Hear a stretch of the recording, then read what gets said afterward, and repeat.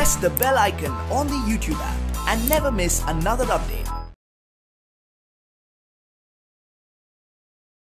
Hello children, आज हम 5th standard CBSE syllabus के जो 5th चैप्टर है नन्हा फनकार, इस पार्ट को आज हम सीखेंगे। नन्हा फनकार क्या है? नन्हा फनकार ये एक कहानी है। नन्हा का मतलब क्या है? नन्हा यानी बहुत ही छोटा सा। फनकार का मतलब क्या है? फनकार यानी कलाकार।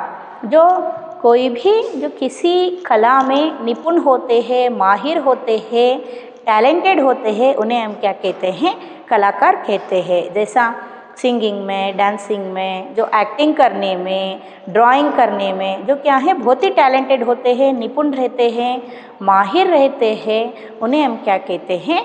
कलाकार कहते हैं। जो किसी भी कला में क्या है बहुत ही टैलेंटेड होते हैं, उन्हें हम क्या कहते हैं? कलाकार कहते हैं।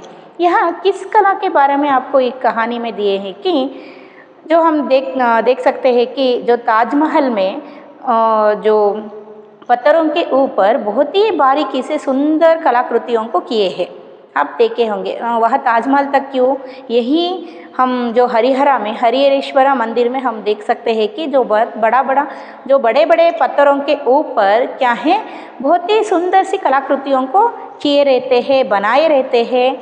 ऐसे जो कलाकृतियों में जो माहिर हुए, ऐसा कला में जो माहिर हुए, निपुण हुए एक लड़का के बारे में यहाँ जो हमें नन्हा फनकार पार्ट में दिए हैं, कहानी में दिए हैं।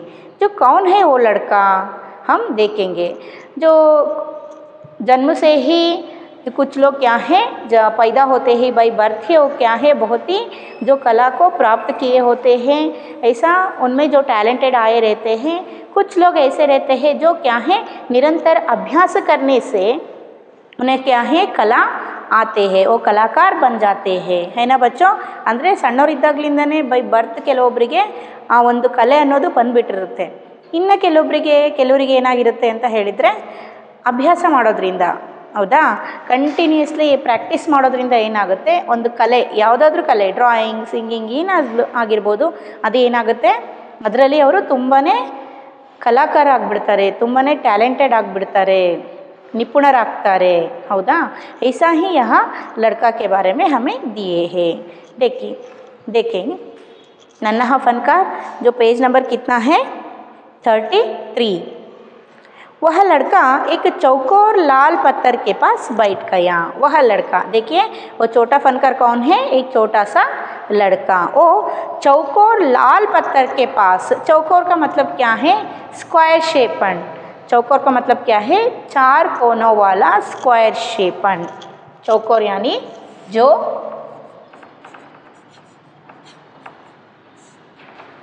चार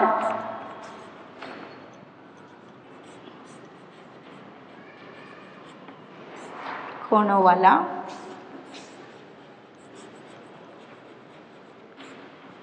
या स्क्वायर, जो स्क्वायर शेपम एक जो लाल पत्थर, लाल यानी रेड कलर, पत्थर अंत ಹೇಳಿದ್ರೆ कल्लू, ऐसा जो क्या है स्टोन के पास जो चौकोर शेपन स्क्वायर शेपन जो क्या है यहाँ पत्थर के पास, रेड कलर पत्थर के पास बैठ जाता है। कौन? लड़का। लड़का का नाम आगे देते हैं। जो उसने जल्दी कोई प्रार्थना बुदबुदाई और चैनी हथौड़ा उठाकर अपने काम में जुट गया। जो ये लड़का क्या है चौकोर लाल पत्थर के पास बैठा था ना, वो स्क्वायर रेड कलर जो स्टोन के पास बैठा था, वो लड़का क्या करता है जल्दी से कुछ प्रार्थना को बुदबुदाता है। प्रार्थना करना यानी जो प्रेयर करना। बुदबुदाना का मतलब क्या है? मन ही मन कुछ प्रेयर करता है। वो क्या बोलता है हमें नहीं सुनाई देता है और जल्दी में बोलता है, इसी को हम क्या कहते हैं? बुदबुदाना। ಅಂದರೆ ಗುನ್ಗುನಾಯಿಸೋದು ಅಂತ ಹೇಳ್ತೀವಲ್ವಾ, ಸಣ್ಣಕ್ಕೆ ಬಾಯಲ್ಲಿ ಹೇಳ್ಕೊಳ್ತಿರ್ತೀವಲ್ಲ, ಮನಸ್ಸಲ್ಲಿ ಹೇಳ್ಕೊಳ್ಳೋದೆ ಸ್ವಲ್ಪ ಬಾಯಲ್ಲಿ ಕೇಳಿಸ್ತಾ ಇರುತ್ತೆ। ऐसा ये क्या करता है? बुदबुदाते हैं। क्या बुदबुदाता है?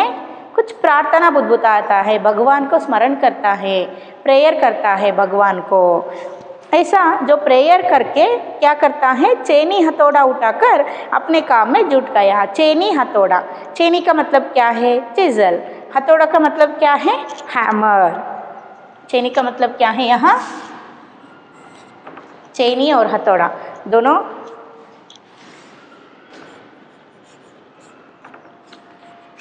सेपरेट में लिखती हूँ यहाँ, नहीं, चेनी हथौड़ा ऐसा ही लिखना चाहिए। चेनी हथौड़ा यानी जो चेज़ल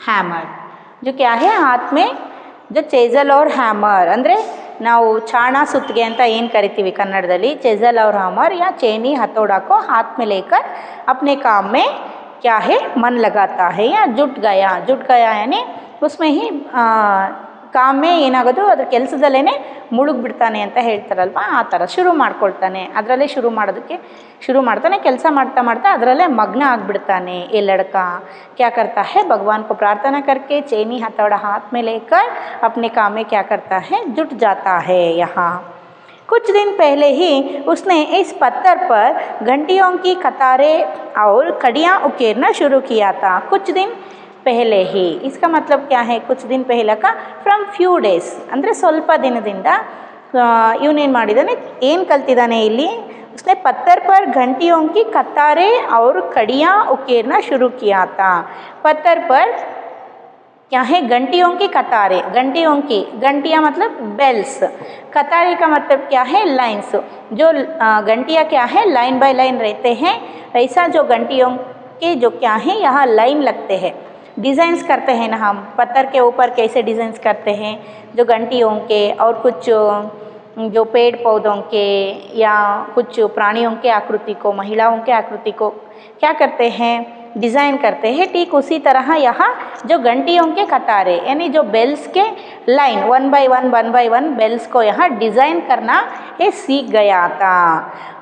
कड़ियाँ उकेरना शुरू किया था। उकेरना का मतलब क्या है, उस पर जो बारीकी से कलाकृति करना ಅಂತ ಹೇಳಿದರೆ ಅದರ ಮೇಲೆ ಕೆತ್ತೋದು, ಸಣ್ಣಕ್ಕೆ ಏನು ಮಾಡೋದು, ಶೇಪ್ ಮಾಡೋದು ಕಲ್ ಮೇಲೆ, ಅದನ್ನೇ ಇಲ್ಲಿ ಏನು ಮಾಡೋದು, उकेरना ಅಂತ ಕರಿತಾ ಇದ್ದಾರೆ। यानी जो उभारना, जो पत्थर के ऊपर बारीकी से सुंदर कलाकृतियों को करने को ही क्या कह रहे हैं यहाँ, उकेरना कह रहे हैं, ಅಂದರೆ ಕೆತ್ತೋದು शुरू किया था ಅಂದರೆ ಸ್ಟಾರ್ಟ್ ಮಾಡಿದ್ದ ಯಾರು, आ हुड़गा।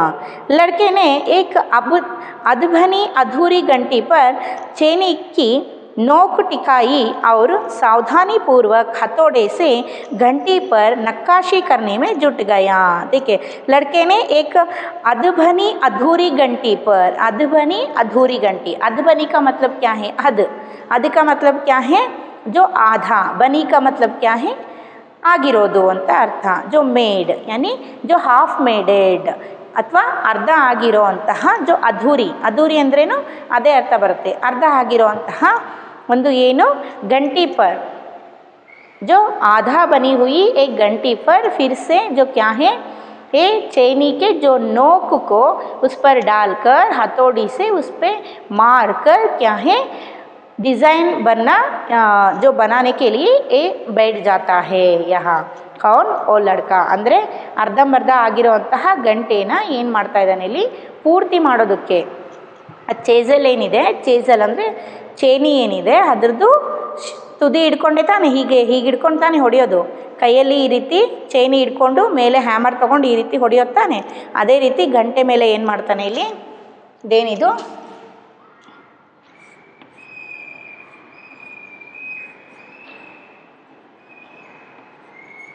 ಇದು ಒಂದು ಗಂಟೆ ಅಂತ ತಿಳ್ಕೊಡ್ರಿ, ಈ ರೀತಿ ಇಲ್ಲಿ ಚೇಜಲ್ ಮತ್ತು ಇದ್ರ ಮೇಲೆ ಚೇಜಲನ್ನು ಹಿಡ್ಕೊಂಡು ಇಲ್ಲಿ ಮೇಲೆ ಹ್ಯಾಮರನ್ನು ಹಿಡ್ಕೊಂಡ್ಬಿಟ್ಟು ಏನು ಮಾಡೋದು, ಅದ್ರ ಚೂಪ್ ಹಿಡ್ಕೊಂಡ್ಬಿಟ್ಟು ಅದ್ರ ಮೇಲೆ ಹೊಡೆಯೋದ್ರಿಂದ ಏನಾಗುತ್ತೆ ಇಲ್ಲಿ, ಇದು ಏನಾಗ್ತಾ ಹೋಗುತ್ತೆ, ಶೇಪ್ ಆಗ್ತಾ ಹೋಗುತ್ತೆ, ಆ ರೀತಿ ಶೇಪ್ ಮಾಡೋದಕ್ಕೆ शुरू ಮಾಡ್ತಾನೆ। नक्काशी करने में जुट गया यानी उस पर जो डिज़ाइन, नक्काशी करना यानी उस पर जो डिज़ाइन हादा हुआ था वो डिज़ाइन को कंप्लीट करने में क्या करता है, शुरू करता है, ಅದರಲ್ಲೇ ಮಗ್ನ ಆಗಿ ಕೆಲಸ ಮಾಡೋದಕ್ಕೆ ಶುರು ಮಾಡ್ತಾನೆ। हथौड़े के वार से पत्थर पर जो कटाव उभरता उससे पत्थर की किरचें चिरता जाती और वह आके सिकोड़ लेता। हथौड़े के वार से पत्थर पर जो कटाव उभरता क्या है, हथौड़ के वार से यानी जो हैमर से जो चैनी पर जैसा जो मारता था वो पत्थर पर मारने से क्या हो जाता है, यहाँ जो पत्थर के जो पीसेस हैं वो डिज़ाइन करने के लिए मारने के बाद जो पत्थर पर जो क्या हो जाता है, पत्थर पीस पीस हो जाते हैं। पीस पीस यानी उसके जो ऊपर रहते हैं भाग क्या है खुलकर बाहर आता है, ಅಂದರೆ ಓಪನ್ ಆಗಿ ಹೊರಗಡೆ ಬರುತ್ತೆ ಅಲ್ವಾ. ಹ್ಯಾಮರ್ ತೊಗೊಂಡು ನಾವು ಮೇಲೆ ಹೊಡೆದಾಗ ಏನಾಗುತ್ತೆ, ಪೀಸ್ ಸಿಡಿಯುತ್ತೆ ತಾನೆ, ಅದನ್ನೇ ಇಲ್ಲಿ ಹೇಳ್ತಾ ಇದ್ದಾರೆ. वो पत्थर की किरचे, किरचे का मतलब क्या है, जो पत्थर के पीस रहते हैं वो ಚಿತ್ರಾ जाता था. ಚಿತ್ರ ಅಂತ ಹೇಳಿದರೆ ಬಂದು ಎಲ್ಲಾದರೂ ಬೀಳೋದು ಅಥವಾ ಸ್ಪ್ರೆಡ್ ಆಗೋದು ಅಂತ ಹೇಳ್ತಾ ಇದ್ದಾರೆ. ಎಗುರ್ಕೊಂಡು ಬಂದು ಬೀಳುತ್ತೆ ನೋಡ್ರಿ ಕಲ್ ಮೇಲೆ ಹೊಡೆದ ತಕ್ಷಣ हैमरिंद अल्वा. इससे वो क्या करता था, हाक को बंद करता था. कौन, वो लड़का. सिकोड़ना, सिकोड़ना का मतलब क्या है, बंद करना.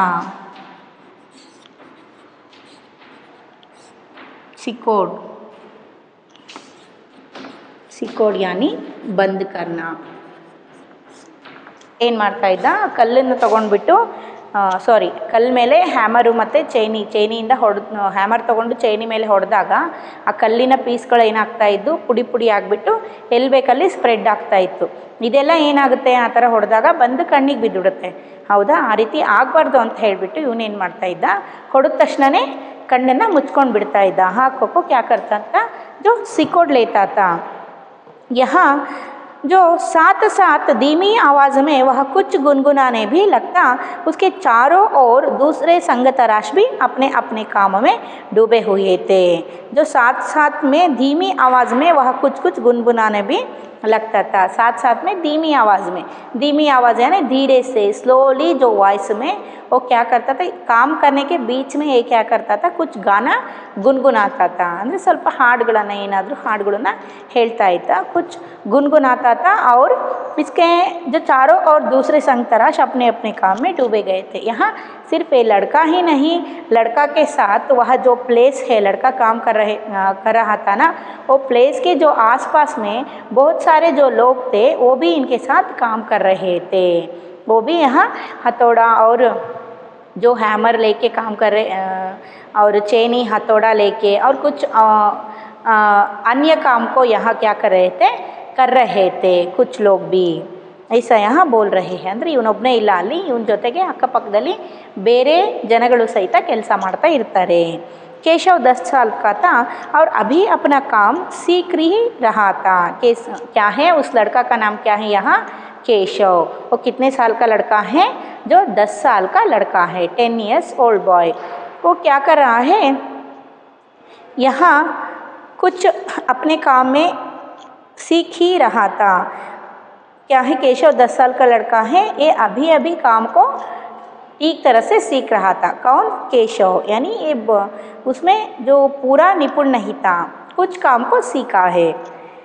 फिर पिता के एक बार करके दिखा देने पर वह सीधी लकीरों वाले और घुमावदार डिज़ाइन उकेर सकता था. देखिए केशव जो क्या है, केशव को एक काम किसने सिखाए है, यहाँ उसका जो पिता है वो केशव को एक काम सिखाए है. एक कलाकृति बनाने का काम और जो केशव को सिखाया था वो एक ही बार सिखा देने पर, यानी यहाँ केशव को एक ही बार करके दिखाए थे उनके जो पिता. ಅಂದರೆ ಒಂದು ಸಲ ಮಾಡಿ ತೋರಿಸಿದ್ರು ಕೆಲಸನ. ಓ ये क्या है, ಕ್ಯಾಚ್ लेता है, ಅಂದರೆ ಕ್ಯಾಚ್ ಮಾಡ್ಕೊಳ್ತಾನೆ, ಹೇಳಿದ್ದನ್ನ ಒಂದೇ ಸಲನೇ ತಿಳ್ಕೊಂಡು ಬಿಡ್ತಾನೆ. वो समझ लेता है, समझ के वो पत्थर पर ठीक तरह से कैसे लकीरा, जो लकीरा का मतलब क्या है, लाइन डालना, ये सभी बात के बारे में ये सीख लेता है. ಅಂದರೆ ಒಂದು ಸಲ ಹೇಳಿರ್ತಾರೆ ಅವರ ತಂದೆ ಅವರ ಅಪ್ಪಾಜಿ. ಇವನೇನು ಮಾಡ್ತಾನೆ, ಕೇಶವು ಆ ಕೆಲಸವನ್ನು ನೀಟಾಗಿ ನೋಡಿಕೊಂಡು ಕಲ್ತ್ಕೊಂಡು ಬಿಡ್ತಾನೆ. फिर घुमावदार डिज़ाइन उकेर सकता, जो वह सीधी लकीरें वाले और घुमावदार डिज़ाइन उकेर सकता था. यानी ಇಲ್ಲಿ ಕಲ್ಲಿನ ಮೇಲೆ सीधे लकीरें, सीधे लकीरें का मतलब क्या है, लाइन.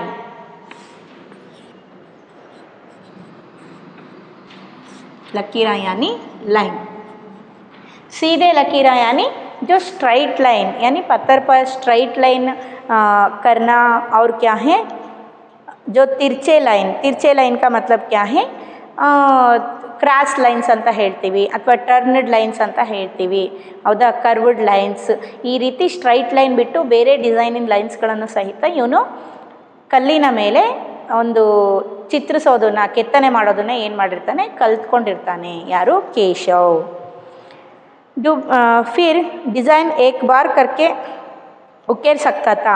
अब तक उसने नक्काशी का जो भी काम किया था उनमें से इन घंटियों को बनाना ही सबसे ज़्यादा मुश्किल था. देखिए अभी तक केशव जो कौन से जो काम किए हैं यहाँ जो कलाकृति बनाने के, वो सारे काम में एक घंटी बनाना ही बहुत ही मुश्किल सा काम है, बहुत ही ಡಿಫಿಕಲ್ಟ್ ವರ್ಕ್ है. ಅಂದರೆ ಕಲಾಕೃತಿ ಮಾಡೋದ್ರಲ್ಲಿ ಯಾವ್ಯಾವ ಕೆಲಸಗಳನ್ನು ಮಾಡಿದಾನೋ ಆ ಎಲ್ಲ ಕೆಲಸಗಳಿಗಿಂತ ಗಂಟೆಗಳನ್ನು ಮಾಡೋದು ಅಂದರೆ ಬೆಲ್ಸ್ಗಳ ಮೇಲೆ ಡಿಸೈನ್ಗಳನ್ನು ಮಾಡೋದು, ಬೆಲ್ಸ್ಗಳನ್ನು ಮಾಡೋದು ಇದೆಲ್ಲ ಏನು ತುಂಬಾ ಡಿಫಿಕಲ್ಟ್ ವರ್ಕ್ ಆಗಿತ್ತು. ಆದ್ರೂ ಸಹಿತ ಅವನು ಇದರಲ್ಲಿ ಏನಾಗಿದ್ದ ಬಹುತಿ ಹುನರ್ತ ಅಂದರೆ ಟ್ಯಾಲೆಂಟೆಡ್ ಇದ್ದ, ಅಷ್ಟು ಚೆನ್ನಾಗಿ ಕೆಲಸನ ಕಲ್ತ್ಕೊಂಡಿದ್ದ ಗಂಟೆಗಳ ಮೇಲೆ ಡಿಸೈನ್ಸ್ಗಳನ್ನು ಮಾಡೋದು. ಯಾನಿ ಜೋ ಉಕೇರ್ನಾ हम कहते हैं यहाँ जो नक्काशा उकेरना, घंटे पर नक्काशा उकेरना, ऐसा बारीकी से नक्काशा उकेरना, कलाकृति बनाना, ऐसा यहाँ जो बोल रहे हैं.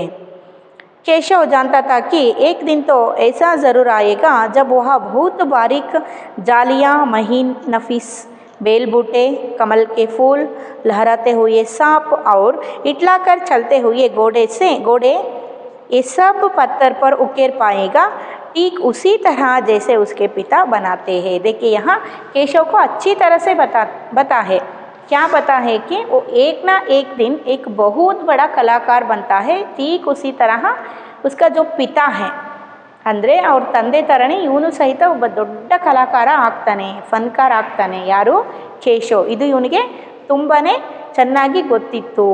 क्योंकि ये ऐसा काम यहाँ करता था. कौन? केशव. क्या क्या काम करने क्या काम करने के लिए ये सीखना चाहता था यहाँ जो महीन नफीस यानी जो बारीकी से जो कलाकृतियों को पत्थर पर करने को ही यहाँ जो क्या है महीन नफीस कहते हैं. बारीकी से ಅಂದರೆ ತುಂಬ ಸಣ್ಣದಾಗಿ ಕಲ್ಲಿನ ಮೇಲೆ ಕಲಾಕೃತಿಯನ್ನು ಚಿತ್ರಿಸೋದು, ಕೆತ್ತೋದು ಅಂತ ಹೇಳ್ತಾರೆ ಅಲ್ವಾ. ತುಂಬ ಸಣ್ಣದಾಗಿ ನೀವು ಒಂದು ಕಲ್ಲು ಹಿಡ್ಕೊಂಡ್ಬಿಟ್ಟು जो क्या करना चाहिए, एक छोटा सा जो पत्थर लेके चैनी हथौड़ा लेके उस पर वार करके एक डिज़ाइन को बना लीजिए.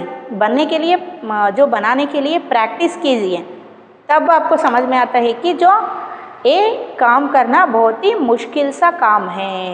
एक जो डिज़ाइन करने से ही आप क्या हो जाते हैं, थक जाते हैं और जो क्या है आपके माइंड जो क्या है ಡೈವರ್ಟ್ हो जाते हैं. ಅಂದರೆ ಏನು ಹೇಳ್ತಾ ಇದ್ದಾರೆ ಇಲ್ಲಿ, ಈ ಕೆಲಸ ಮಾಡೋದು ತುಂಬಾ ಕಷ್ಟದ ಕೆಲಸ. ಈಗ ನೀವೊಂದು ಕೆಲಸವನ್ನು ಒಂದು ಕಲ್ಲು ತೊಗೊಂಡ್ಬಿಟ್ಟು ಅದ್ರ ಮೇಲೆ ಒಂದು ಚೈನಿ ಹ್ಯಾಮರನ್ನು ಹಿಡ್ಕೊಂಡ್ಬಿಟ್ಟು ಅಥವಾ ಚೇಸಲ್ ಮತ್ತು ಹ್ಯಾಮರ್ ಹಿಡ್ಕೊಂಡ್ಬಿಟ್ಟು ಒಂದು ಸಲ ಕೆತ್ತೋದಕ್ಕೆ ಪ್ರಯತ್ನ ಮಾಡಿರಿ, ಒಂದು ಡಿಸೈನ್ ಏನಾದ್ರೂ. ಆವಾಗ ನಿಮಗೆ ಗೊತ್ತಾಗುತ್ತೆ ಇದು ಎಷ್ಟು ಕಷ್ಟದ ಕೆಲಸ. ऐसा जो क्या करना, ऐसा जो काम सीखना यहाँ जो बहुत ही मुश्किल काम है. ये काम को आधा यहाँ केशव सीख गया है, लेकिन अभी आधा सीखने के लिए बाकी है. जो कैसे कैसे डिज़ाइन को सीखना यह बाकी है कि जो महीन नफीसा करना ಅಂದರೆ ಸಣ್ಣದಾಗಿ ಡಿज़ाइन ಮಾಡೋದು कल ಮೇಲೆ. फिर क्या है बेल बूटे का मतलब क्या है, जो पत्थरों पर जो किसी भी जो क्लाइंबर या क्रीपर के चित्र बनाना या आभरण बनाना का मतलब क्या है, जो कुछ ज्वेल्स को यहाँ पत्थर पर शेप देना. ಅಂದರೆ ನಾವು ಕೈಯಲ್ಲೇ ಇದನ್ನೆಲ್ಲ ಬಿಡಿಸ್ಬೇಕು ಅಂದಾಗ ಎಷ್ಟು ಕಷ್ಟ ಆಗುತ್ತೆ, ಒಂದು ಪೆನ್ಸಿಲಲ್ಲಿ ಬಿಡಿಸ್ಬೇಕಂದ್ರೇ ತುಂಬ ಕಷ್ಟ ಆಗುತ್ತೆ. लेकिन यहाँ केशव का काम क्या है, जो पत्थर पर इनको उकेरना या कलाकृति बनाना, इनको जो पत्थर पर क्या करना, जो उकेरना ಅಂತ ಹೇಳಿದರೆ ಕೆತ್ತೋದು. ये सारे जो बेल बूटियों को करना और जो कमल के फूल ಅಂದರೆ ಲೋಟಸ್ನ ಕಲ್ಲಿನ ಮೇಲೆ ಕೆತ್ತನೆ ಮಾಡೋದು, ಇದು ಸಹಿತ ತುಂಬಾ ಕಷ್ಟ. ಯಾಕಂದರೆ ನೀಟಾಗಿ ಶೇಪ್ ಬರಬೇಕಲ್ವಾ, ನಾವು ಕೈಯಲ್ಲಿ ಬಿಡಿಸ್ಬೇಕಾದ್ರೇ ಯಾವುದೋ ರೀತಿ ಹೋಗಿಬಿಡುತ್ತೆ ಶೇಪ್ಸು. ಆದರೆ ಕಲ್ಲಿನ ಮೇಲೆ ಮಾಡಬೇಕಾದ್ರೆ ತುಂಬಾ ಕೇರ್ಫುಲ್ಲಾಗಿ ಮಾಡಬೇಕು. ತುಂಬಾ ಏನಾಗಿರ್ಬೇಕು ಅದರಲ್ಲಿ ನಮಗೆ ಏನಿರಬೇಕು, ಟ್ಯಾಲೆಂಟ್ ಇರಬೇಕು ಮಾಡಬೇಕು ಅಂತ ಹೇಳಿದರೆ. हम पेंसिल पर लिखते हैं तो कुछ जो गलत हुए तो हम क्या करते हैं, जो इरेजर लेके इरेज करते हैं. लेकिन यहाँ जो पत्थर पर ऐसा किए तो हम जो इरेज करने के लिए आते हैं क्या नहीं, वो पूरा जो पत्थर है वो क्या हो जाता है, यहाँ ವೇಸ್ಟ್ ಹೋ ಜಾತಾ ಹೇ ಅಲ್ವಾ. ಕಲ್ ಮೇಲೆ ಪೆನ್ಸಿಲಲ್ಲಿ ಬರೆದ್ರೆ ನಾವು ರಬ್ ಮಾಡ್ಬೋದು, ಆದರೆ ತಪ್ಪು ಬರೆದ್ರೆ ಪೆನ್ಸಿಲಲ್ಲಿ ನಾವೇನು ಮಾಡ್ಬೋದು, ಎರೇಸ್ ಮಾಡ್ಬೋದು, ಹೌದಾ. ಆದರೆ ಇಲ್ಲಿ ಕಲ್ಲಿನ ಮೇಲೆ ಮಾಡಿದರೆ ಎರೇಸ್ ಮಾಡೋದಕ್ಕೆ ಬರುತ್ತಾ, ಇಲ್ಲ, ಆ ಕಲ್ಲೇನಾಗುತ್ತೆ, हाड़ागोगुत्ते. इसीलिए हमें क्या करना चाहिए, ठीक तरह से जो कलाकृतियों को पत्थर पर क्या करना चाहिए, उकेरना चाहिए. वहाँ जो बेल बूटे बनाना और कमल का फूल बनाना और लहराते हुए साफ. लहराते हुए साफ का मतलब क्या है, ಹರಿದಾಡ್ತಾ ಇರೋ ಹಾವನ್ನ ಕಲ್ಲಿನ ಮೇಲೆ ಕೆತ್ತೋದು. ಇದು ಸಹಿತ ಎಷ್ಟು ಕಷ್ಟ ಅಲ್ವಾ. ಹಾವನ್ನ ಬರೀ ಪೆನ್ಸಿಲಲ್ಲಿ ಡ್ರಾ ಮಾಡಿರಿ ಅಂದ್ರೇ ನಮಗೆ ನೀಟಾಗಿ ಬರೋದಿಲ್ಲ. ಹರಿದಾಡ್ತಾ ಇರೋ ಹಾವು ಅಂತ ಹೇಳಿದರೆ ಪೂರ್ತಿ ಈ ರೀತಿ ಇರೋ ಹಾವು, ಹಿಂಗೆ ಹರಿದಾಡೋ ಹಾವು ಅಂತ ಹೇಳಿದರೆ ಇದು ಹರಿದಾಡೋ ಹಾವು. ಸುಮ್ಮನೆ ಹಾಗೆ ಇರೋ ಹಾವು ಅಂತ ಹೇಳಿದರೆ ನಾವು ಹಿಂಗೆ ಸ್ಟ್ರೈಟಾಗಿ ಹಾಕ್ತೀವಿ. ये लहराते हुए सांप है, ये ऐसा ही जो क्या है, ऐसा ही हुए जो चुपके से हुए सांप ಅಂತಂದರೆ ಸುಮ್ಮನೆ ಹಾಗೆ ಸ್ಟ್ರೈಟಾಗಿರೋ ಹಾವು. ಇದು ಲಹರಾತೆ ಹುए का मतलब क्या है, ಹರಿದಾಡ್ತಾ ಇರೋ ಹಾವು ಅಂತ ಹೇಳಿದರೆ ನಾವು ಇದೇ ರೀತಿ ತೋರಿಸೋದಲ್ವಾ. ऐसा जो देखिए यहाँ जो लकीरें हैं यानी जो लाइन्स है कैसे हैं, तिरछे हुए हैं, कर्व्ड लाइन्स है यहाँ, है ना. ऐसा जो जिगजैग लाइन्स है, ऐसे जो लाइन्स को पत्थर पर बनाना बहुत ही मुश्किल है. ऐसे जो लहराते हुए सांप को, कमल के फूल को, बेल बूटियों को और क्या है ಗೋಡೆ ಚलते हुए ಗೋಡೆ ಅಂತ. ಗೋಡ ಅಂತ ಹೇಳಿದರೆ ಏನು, ಹಾರ್ಸ್ ಅಂದರೆ ಓಡ್ತಾ ಇರೋ ಕುದುರೆಯನ್ನು ಬಿಡಿಸೋದು. ಇದೆಲ್ಲನೂ ಸಹಿತ ಕಲಿಬೇಕು. ಅವ್ರ ಅಪ್ಪನ ಥರ ನಾನು ಅವ್ರ ತಂದೆ ಥರ ಕಲಿತು ಇದೆಲ್ಲದನ್ನು ಕಲಿತ್ರೆ ನಾನೇನಾಗ್ಬೋದು, ನಮ್ಮ ತಂದೆ ಥರ ಒಬ್ಬ ದೊಡ್ಡ ಕಲಾಕಾರ ಆಗ್ಬೋದು, ನಾನೊಂದು ದಿವಸ ಹಾಗೆ ಆಗ್ತೀನಿ ಅನ್ನೋದು ಇಲ್ಲಿ ಕೇಶವನಿಗೆ ಕಾನ್ಫಿಡೆನ್ಸ್ ಇದೆ.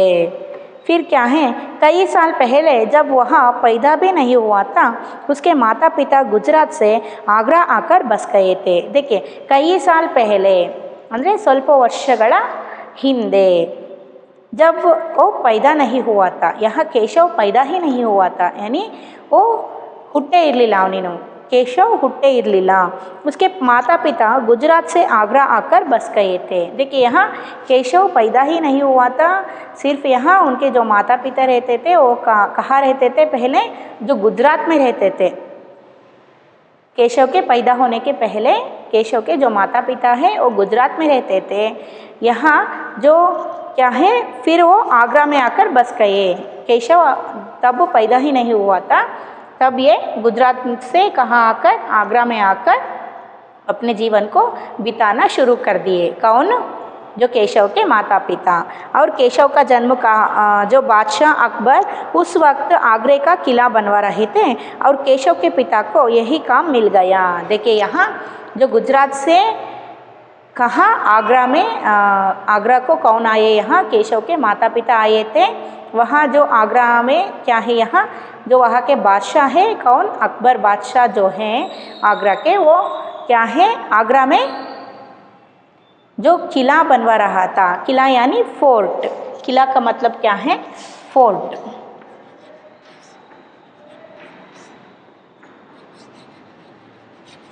जो किला बनवा रहा था, अकबर बादशाह एक किला बनवा रहा था. इस किला बनवाने के लिए जो बहुत सारे क्या है, यहाँ फनकारों के जो आवश्यकता पड़ते हैं, जो तब क्या है यहाँ इनको, यहाँ जो कौन है, केशव के जो पिता हैं वो एक कलाकार है ना, इसको यहाँ काम मिल जाता है, इसलिए वो यही रहने के लिए शुरू कर देते हैं. कौन, केशव के माता पिता. फिर पिता यही काम मिल गया. केशव का जन्म भी यही हुआ था. कहाँ हुआ था केशव का जन्म, आगरा में हुआ था. जो उसे गुजरात के पुश्तैनी गांव जाने का तो कभी मौका ही नहीं मिला. आगरे की गलियां और अब सीकरी, बस यही उसका घर था. देखिए पुश्तैनी गांव जाने का, पुश्तैनी गांव का मतलब क्या है, यहाँ जो पुश्तैनी का मतलब है, यह गांव का नाम नहीं, जो पूर्वजों का गांव, वो गांव का नाम नहीं दिए है. पुश्तैनी का मतलब क्या है, यहाँ पूर्वजों का, पुश्तैनी.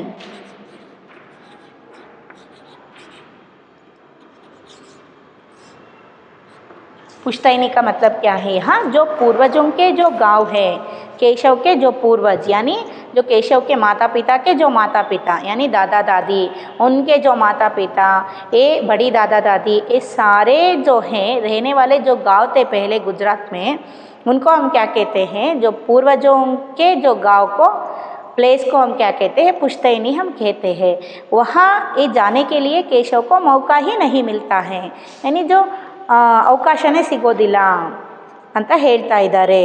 आगरे की गलियाँ और अब सिकरी बस यही उसका घर था। देखिए आगरे की गलियाँ, आगरे यानी जो जहाँ जो केशव पैदा हुआ था वहाँ की जो गलियाँ, गलियाँ का मतलब क्या है, रास्ता, रोड ಅಂತ ಹೇಳ್ತೀವಲ್ವಾ, गली ಅಂತ ಹೇಳ್ತೀವಲ್ಲ, जो आगरा में जो रहे गलियाँ और क्या है यहाँ जो सीकरी, सीकरी का मतलब क्या है, सीकरी यानी जो फतेहपुर सीकरी को ही हम क्या कहते हैं, यहाँ सीकरी कहते हैं। ये आगरा से जो 41 किलोमीटर्स दूर है, क्या है, सीकरी उत्तर प्रदेश में आता है ये, लेकिन आगरा से कितनी किलोमीटर दूर है, ये 41 किलोमीटर्स दूर है।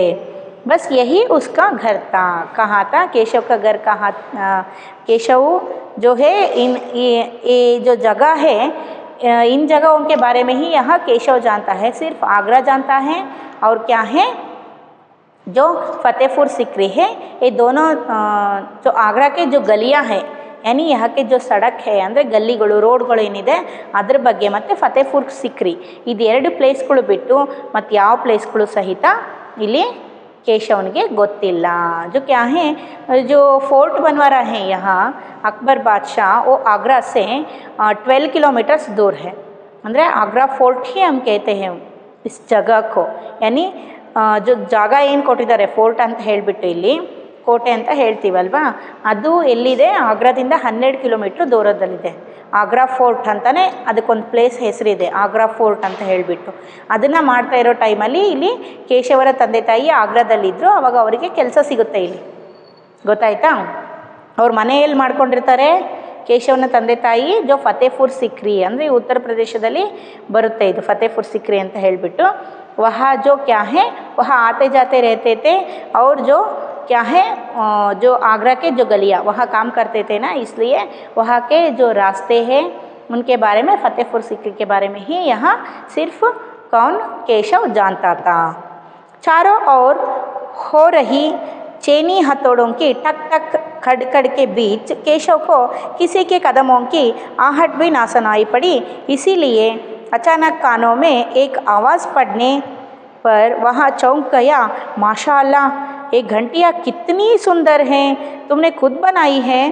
देखिए चारों ओर हो रही चैनी हथौड़ों की टक टक खड़खड़ के बीच, चैनी हथौड़ों से हम काम करते हैं तो जो आवाज़ कैसे आती है, टक टक खड़खड़ ऐसे आवाज़ आते हैं ना, जो चारों तरफ, जो केशव ही नहीं, मैं बोली पहले ही यहाँ दिए हैं, जो केशव के आसपास जो और लोग क्या कर रहे हैं, यहाँ काम कर रहे हैं, वो भी चैनी हथौड़ा हाथ में लेकर काम कर रहे हैं। वही जो काम में केशव भी क्या है, जुट गया है। जो चारों चैनी हथौड़ी से काम करने के समय आवाज़ कैसे आते हैं, टक टक खड़खड़ ऐसे ही आवाज़ आते हैं ना, ಅಂದರೆ ಸುತ್ತಮುತ್ತ ಅದನ್ನು ಹ್ಯಾಮರು ಚೇಸಲಿಂದ ಕೆಲಸ ಮಾಡ್ತಿದ್ದಾರೆ ಅಂದರೆ ಟಕ್ ಟಕ್ ಖಡ್ಗಡ್ ಅಂತ ಸೌಂಡ್ ಬರುತ್ತೆ, ಆ ಸೌಂಡಲ್ಲೇ ಅದರಲ್ಲೇ ಕೆಲಸ ಮಾಡ್ಕೊತ ಇಲ್ಲಿ ಕೇಶವನು ಸಹಿತ ಏನಾಗಿದ್ದಾನೆ, ಮುಳುಗೋಗ್ಬಿಟ್ಟಿರ್ತಾನೆ। ಅವನಿಗೆ ಇದು ಸಹಿತ ಅರಿವಿಗೆ ಬರೋದಿಲ್ಲ, ಅವನಿಗೆ समझ में नहीं आता है कि जो कोई उनके सामने आकर खड़ा हुआ है, ಯಾರೋ ಅವನ ಮುಂದೆ ಬಂದು ನಿಂತ್ಕೊಂಡಿದ್ದಾರೆ। कदमों की आहट भी नहीं सुनाई दी, कदमों की यानी जो पाँव के या पैर के जो आवाज़, हेजे, साउंड, जो यहाँ जो आहट का मतलब क्या है, आवाज़, आहट का मतलब क्या है, आवाज़।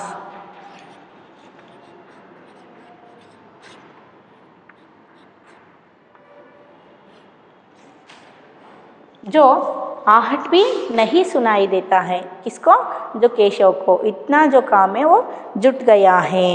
इसलिए अचानक कानों में एक आवाज़ पड़ने पर वहाँ चौंक गया। देखिए वहाँ जो पास में आकर खड़े हुए वो आदमी, जो आवाज़ आई थी ना कदमों के, वो आदमी कुछ आवाज़ बनाता है। क्या आवाज़ बनाता है, आवाज़ बनाने का मतलब क्या है, कुछ बोलता है। क्या बोलता है, माशाअल्लाह, ये घंटियाँ कितनी सुंदर हैं, तुमने खुद बनाई है। देखिए माशाअल्लाह, ವಾ ದೇವ್ರೇ ಅಂತ ಹೇಳಿ, ವಾವ್ ಅಂತ ಹೇಳ್ತೀವಲ್ಲ ಆ ಥರ, ಅಮ್ಮ ದೇವ್ರೇ ಅಂತ ಹೇಳ್ತೀವಿ ನೋಡ್ರಿ, ಆ ರೀತಿ ಆಶ್ಚರ್ಯವಾಗಿ ಹೇಳೋದು। ಈ ಗಂಟಿಯಾ ಕಿತ್ನಿ ಸುಂದರ್ ಹೇ, ಈ ಗಂಟೆಗಳು ಎಷ್ಟೊಂದು ಸುಂದರವಾಗಿದೆಯಲ್ಲ, ತುಮ್ನೆ ಖುದ್ ಬನಾಯಿ ಹೇ ಕ್ಯಾ, ಅಂದರೆ ನೀನೇ ಮಾಡಿದೀಯಾ, ನೀನೇ ಸ್ವಂತ ಮಾಡಿದೀಯಾ ಇದನ್ನು ಅಂತ ಹೇಳಿ ಅವ್ರ ಪಕ್ಕಕ್ಕೆ ಬಂದು ನಿಂತ್ಕೊಂಡಂಥ ವ್ಯಕ್ತಿ ಕೇಳ್ತಾರೆ. ಪೀಚೆ ಮುಡ್ಕರ್ ಕೇಶವನೇ ಅಂತ ಹೇಳಿದರೆ ಅವರು ಹಿಂದೆ ಬಂದು ನಿಂತ್ಕೊಂಡಿದ್ದಾರೆ. ಇಲ್ಲಿ ಪೀಚೆ ಮುಡ್ಕರ್ जो केशव ने आँखें उठाई तो उसे एक आदमी दिखा. पीछे मुड़कर ಅಂದರೆ ಹಿಂದ್ಗಡೆ ಬಂದು ನಿಂತ್ಕೊಂಡಿದ್ದಾರೆ ಇಲ್ಲಿ ಆ ವ್ಯಕ್ತಿ. जो वो पीछे मुड़कर देखता है तो एक आदमी दिखाई देता है. खड़ा हुआ एक आदमी दिखाई देता है. बेशक मैंने ही ये घंटियाँ बनाई है. बेशक मैंने ही ये घंटियाँ बनाई है ಅಂದರೆ ಯಾವುದೇ ಡೌಟ್ ಬೇಡ. ಬೇಶಕ್ ಅಂದರೆ ಬಿನಾ ಕೋಯಿ ಶಕ್ ಅಂತ ಹೇಳಿದರೆ ವಿತೌಟ್ ಎನಿ ಡೌಟ್ಸ್, ಯಾವುದೇ ಡೌಟ್ ಇಲ್ಲ, ಇವನ್ನೇ ನಾನೇ ಈ ಗಂಟೆಗಳನ್ನು ಮಾಡಿರೋದು ಅಂತ ಕೇಶವ್ ಹೇಳ್ತಾನೆ. मैंने ही घंटियाँ बनाई है. और क्या मैं आपको पत्थरों पर नक्काशी करता नज़र नहीं आ रहा? क्या आपको मैं पत्थरों पर ये नक्काशी कर रहा हूँ, ये डिज़ाइन कर रहा हूँ, ये काम कर रहा हूँ, आपको दिखाई नहीं देता है क्या? ನಿಮಗೆ ಕಾಣಿಸೋದಿಲ್ವಾ? ನಾನೇ ಇಲ್ಲಿ ಕೂತ್ಕೊಂಡು ಈ ಗಂಟೆಗಳ ಮೇಲೆ ನಕಾಶೆ ಮಾಡ್ತಾಯಿದ್ದೀನಿ, ಡಿಸೈನ್ ಮಾಡ್ತಾಯಿದ್ದೀನಿ, ನಿಮಗೆ ಕಾಣಿಸೋದಿಲ್ವಾ ಅಂತ ಕೇಶವ್ ಹೇಳ್ತಾನೆ. केशव ने बड़ी तल्की से जवाब दिया. तल्की का मतलब क्या है यहाँ? ಬೇರೋಕ್ से, ಬೇರೋಕ್ ಯಾ ಅದು ಒಂಥರ ವಾಯ್ಸು ತುಂಬ ಸ್ಪೀಡಾಗಿ ಹೇಳೋದು ಅಂದರೆ ಅಸಮಂಜಸವಾಗಿ ಮಾತಾಡ್ತಾನೆ. ಅಂದರೆ ನಿಮಗೆ ಗೊತ್ತಾಗ್ತಿಲ್ವಾ, ನಾನೇ ಇಲ್ಲಿ ಅವಾಗಲಿಂದ ಕೆಲಸ ಮಾಡ್ತಾಯಿದ್ದೀನಿ, ಮತ್ತೆ ನೀನೇನೇ ಮಾಡಿರೋದು ಅಂತ ಕೇಳ್ತಿದ್ದೀರಲ್ಲ ಅಂತ ಹೇಳಿಬಿಟ್ಟು ಕಂಟಿನ್ಯೂಸ್ ಆಗಿ ಹೇಳಿಬಿಡ್ತಾನೆ. ಸ್ವಲ್ಪ ಒರಟಾಗಿ ಹೇಳ್ತಾನೆ ಅಂತ ಹೇಳ್ತಾ ಇರೋದಿಲ್ಲಿ. ದಿಕ್ತಾ तो है पर तुम इतने छोटे लगते हो ना. वह आदमी हंसते हुए बोला मैं 10 साल का हूँ. देखिए यहाँ दिखता तो है ಅಂದರೆ ನನಗೆ ಕಾಣಿಸ್ತಾ ಇದೆ ನೀನೇ ಈ ಕೆಲಸ ಮಾಡ್ತಾ ಇರೋದು ಅಂತ. ಲೇಕಿನ್ ತುಮ್ ತೋ ಬಹುತ್ ಛೋಟಾ ಲಡ್ಕಾ ಹೋನಾ ಅಂದರೆ ನೀನು ತುಂಬ ಸಣ್ಣ ಹುಡುಗ ಅಲ್ವಾ, ಅದಕ್ಕೆ ನಾನು ಕೇಳಿದೆ ನಿನಗೆ, ನೀನು ಸಣ್ಣ ಹುಡುಗ, ನೀನೇ ಮಾಡಿದೀಯಾ ಇದನ್ನು ಅಂತ ನಾನು ಕೇಳಿದೆ ಅಂತ ಹೇಳ್ತಿದ್ದಾರೆ. ಕೇಶವನೇ क्या बोलता है जो 10 साल का हूँ ಅಂದರೆ ಇಲ್ಲಿ ಆ ವ್ಯಕ್ತಿ ಏನಿದ್ದಾರೆ ನಕ್ಕೊಳ್ತಾ ಹೇಳ್ತಾ ಇದ್ದಾರೆ ಕೇಶವನಿಗೆ, ಹೌದು ಕಾಣಿಸ್ತಾ ಇದೆ ಕೆಲಸ ಮಾಡೋದು, ಅಂದರೆ ನೀನು ತುಂಬ ಸಣ್ಣ ಹುಡುಗ ಅಲ್ವಾ, ನೀನೇ ಮಾಡಿರೋದಾ ಅಂತ ನಾನು ಕೇಳಿದೆ ಅಂತ ಹೇಳಿದಾಗ ಕೇಶವ ಹೇಳ್ತಾನೆ ಹಾಂ ಮೇ ಛೋಟಾ ಸಾ ತೋ ಲಡ್ಕಾ ಹೂँ ಜೋ 10 साल का ಲಡ್ಕಾ ಹೂँ ಅಂದರೆ 10 ವರ್ಷದ ಹುಡುಗ ನಾನು ಅಂತ ಹೇಳ್ತಾನೆ. ಯಾರು? ಕೇಶವ್. ಫಿರ್ 10 अच्छा वह आदमी पास पड़े पत्थर पर बैठते हुए बोला.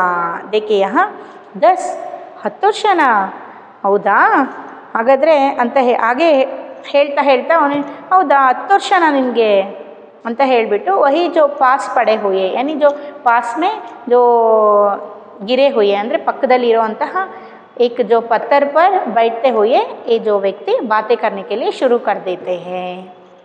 ಅಂದರೆ ಅಲ್ಲೇ ನಿನಗೆ 10 ವರ್ಷನಾ ಅಂತ ಕೇಳಿಬಿಟ್ಟು ಪಕ್ಕಕ್ಕೆ ಒಂದು ಕಲ್ಲಿರುತ್ತೆ ಕೇಶವ್ ಪಕ್ಕಕ್ಕೆ, ಆ ಕಲ್ಲ ಮೇಲೆ ಕೂತ್ಕೊಂಡ್ಬಿಟ್ಟು ಏನು ಮಾಡ್ತಾನೆ ಕ್ವಶನ್ಸ್ ಕೇಳೋದಕ್ಕೆ ಅಂದರೆ ಮಾತಾಡೋದಕ್ಕೆ ಶುರು ಮಾಡ್ತಾನೆ. ಕ್ವಶನ್ಸ್ ಕೇಳೋದಕ್ಕೆಲ್ಲ ಮಾತಾಡೋದಕ್ಕೆ ಶುರು ಮಾಡ್ತಾನೆ. किसके साथ बात करने के लिए यहाँ बैठ जाते हैं?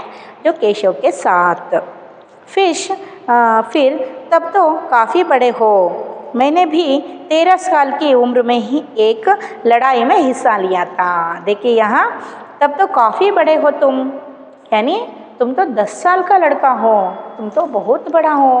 ಅಂದರೆ 10 ವರ್ಷನಾ, ಇದೇನು ತುಂಬ ಕಡಿಮೆ ವಯಸ್ಸಲ್ಲ ಬಿಡು, ಅಂದರೆ ನೀನು ತುಂಬ ದೊಡ್ಡ ಏನು ಏಜ್ನವನು ಅನ್ನೋ ಅರ್ಥದಲ್ಲಿ, ಅಂದರೆ ತುಂಬ ದೊಡ್ಡವನು, ತುಂಬ ಏನು ದೊಡ್ಡವನಲ್ಲ. ಕಾಫಿ ಬಡಾಕ ಮತ್ಲಬ್ ಕ್ಯಾ ಹಿ ತುಂಬ ದೊಡ್ಡವನಲ್ಲ ಅಂತ ಹೇಳ್ತಾ ಇದ್ದಾರೆ.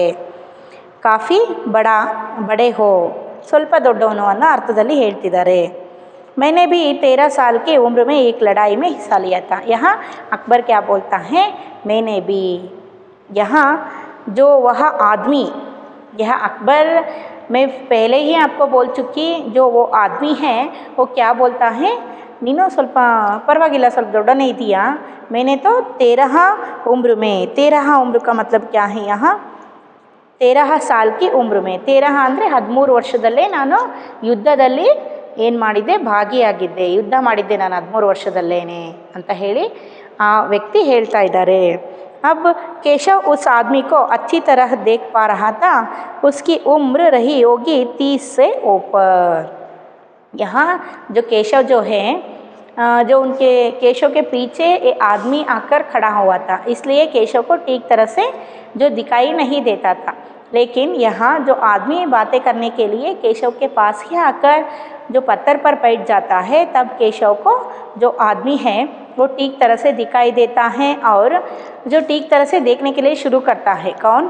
केशव। जो आदमी दिखने में कैसा था? जो 30 उम्र का ಅಂದರೆ 30 ವರ್ಷದ ಒಬ್ಬ ವ್ಯಕ್ತಿ ಇರ್ಬೋದು ಅನ್ನೋ ಲೆಕ್ಕದಲ್ಲಿ ಇದ್ದ. 30ಕ್ಕೆ ऊपर ಅಂತ ಹೇಳಿದ್ದಾರೆ, ಅಂದರೆ 30 ವರ್ಷದ ಮೇಲ್ಪಟ್ಟವ್ರು ಇರಬೇಕು ಈ ವ್ಯಕ್ತಿ ಅಂತ केशव ಹೇಳ್ಕೊಳ್ತಾನೆ. कद मंजोला था। कद मंजोल का मतलब क्या है? यहाँ मंजोला का मतलब क्या है? जो मध्यम जो ಫಿಟ್ನೆಸ್ ಅಂತ ಹೇಳಿದರೆ ಮೀಡಿಯಮ್ ಫಿಟ್ನೆಸ್ ಇರುತ್ತೆ, ಮೀಡಿಯಮ್ ಆಗಿ ಅವನ ಬಾಡಿ ಸೈಜ್ ಏನಿರುತ್ತೆ ಮೀಡಿಯಮ್ ಆಗಿರುತ್ತೆ, ಅಂದರೆ ದಪ್ಪನೂ ಅಲ್ಲ ತೆಳ್ಳಗಲ್ಲ, ಮೀಡಿಯಮ್ ಆಗಿರುತ್ತೆ. जो वह सफ़ेद अंगरखा और पजामा पहने हुआ था। देखिए यहाँ जो सफ़ेद अंगरखा यानी वाइट कलर, अंगरखा का मतलब क्या है यहाँ आपको दिए हैं, दिखाई दे रहा है ना आपको, ये यहाँ से लेकर जो यहाँ तक जो क्या है जो पहने हुए इस जो कुर्ती को हम क्या कहते हैं, ऐसे जो कपड़ा को हम क्या कहते हैं? अंगरखा कहते हैं। और पैजामा जो नीचे जो पैंट हम कहते हैं ना, ऐसा जो पैंट को यहाँ पैजामा कहते हैं। ऐसी वस्त्र को ऐसा ही वस्त्र को हम क्या कहते हैं? यहाँ जो अंगरखा और पैजामा कहते हैं। ऐसा क्या है यहाँ जो व्यक्ति पहना हुआ था और उसके लंबे बाल गहरे लाल रंगी पगड़ी में अच्छी तरह से ढके हुए थे।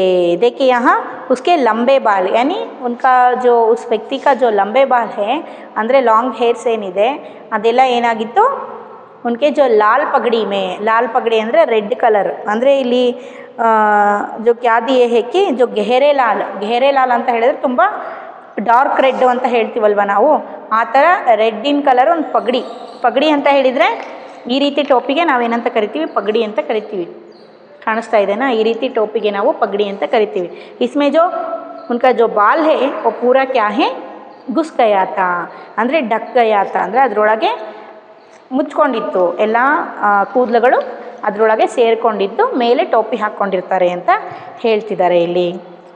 जो ढके हुए थे लगता है कोई बहुत बड़ा आदमी है। केशव ने उस आदमी के गले में पड़ी बड़े बड़े मोतियों की माला और उंगलियों की अंगूठियों को देखते हुए सोचा। देखिए यहाँ वो व्यक्ति जो है जो सफ़ेद अंगरखा पैजामा पहना हुआ था और जो उनके जो क्या है वो बहुत ही जो महंगे मोतियों के जो हार को आभरण को पहने हुए थे। कौन? वो व्यक्ति। इसीलिए और क्या क्या उंगलियों की अंगूठियों को क्या है? बड़े बड़े मोतियों जो उनके गले में, यह जो उस व्यक्ति है उस व्यक्ति के गले में क्या है? बड़े बड़े मोती के जो माला है, बहुत ही जो क्या है कीमती जो क्या है एक माला है मोतियों के, और उंगलियों पर बहुत सारे क्या हैं?